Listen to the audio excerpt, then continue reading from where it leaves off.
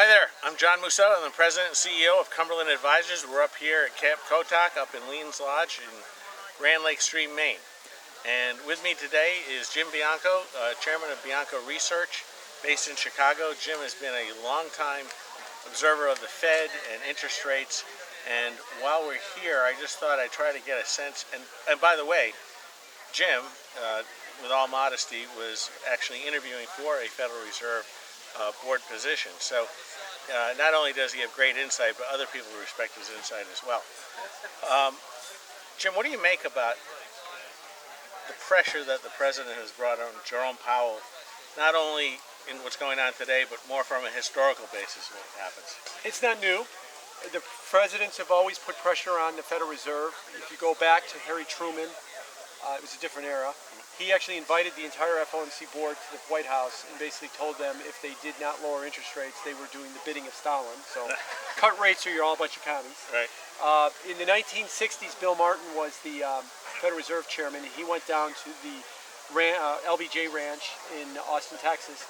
And as news accounts go, LBJ threw him against the wall and said, boys are dying in Vietnam and Bill Martin doesn't care because he won't cut rates. In 1984, Paul Volcker was summoned to the White House, to the map room of the White House. Why the map room? Because that room does not have recording devices. And Jim Baker was the chief of staff with Ronald Reagan sitting next to him. And Jim Baker said, according to Paul Volcker in his autobiography, the president hereby orders you to lower interest rates in 1984, which was an election year. Right. This is not new.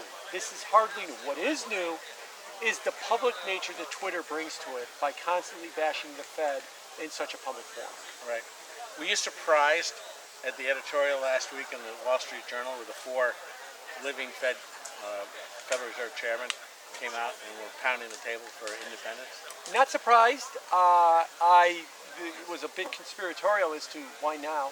At any time in the last 8 months, you could have put that editorial out. Right. Why did you decide that last week was the appropriate time?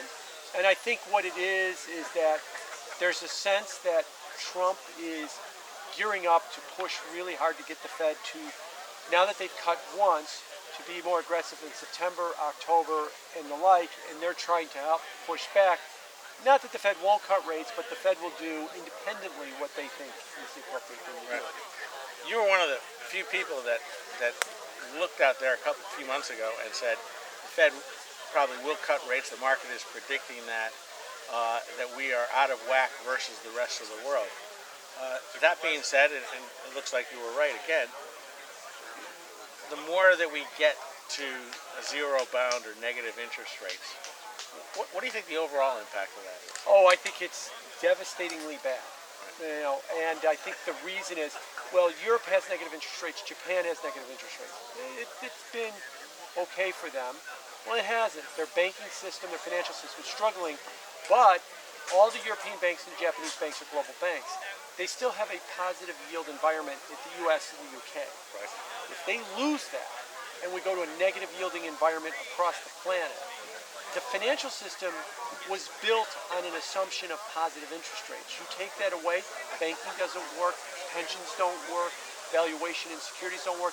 According to the Fed model, what is the proper valuation for stocks in Europe? Well, if you plug a negative interest rate in there, it's infinity. Right. You know, what is the proper valuation for an option? It's infinity. So obviously it's not, but we didn't design our models, our understanding of financial markets for negative rates. So it will be very disruptive as to what it will do to the financial system. From a practical aspect, if we actually got the negative interest rates here, is there a systems and processing problem of the magnitude that people thought about with Y2K, for example?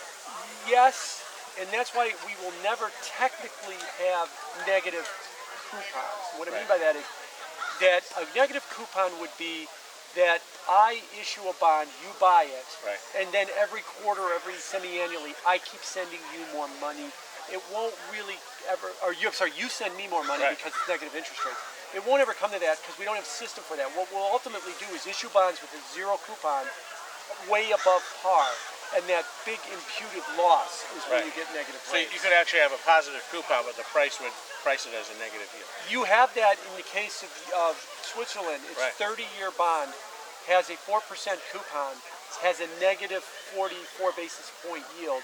So that means its price is 250, Right. which might be the highest investment grade price I've ever seen. Right. You know, investment grade securities don't go to 250, Right. and when they're a par security to begin with. No, that's incredible. My last question for you: do you think the president is thinking, if he gets a second term, he makes a change at the federal chair, chair of the Federal Reserve level? If he did that, who would be a person that would fit into that category? I think that if we got there, and I would argue, I think that President Trump is genuinely mad at the Fed. Right. In other words, this is not just politics. I found a scapegoat. I think if he does get reelected, he does replace Chairman Powell.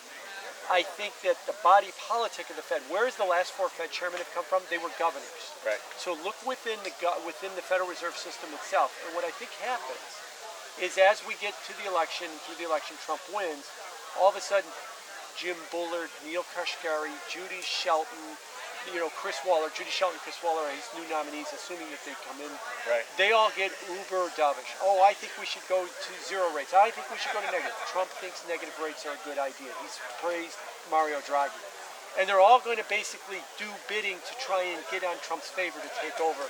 So I fear that if Trump gets reelected, that all these guys will abandon their principles to say, just yell zero interest rates, you get to be the Fed chair.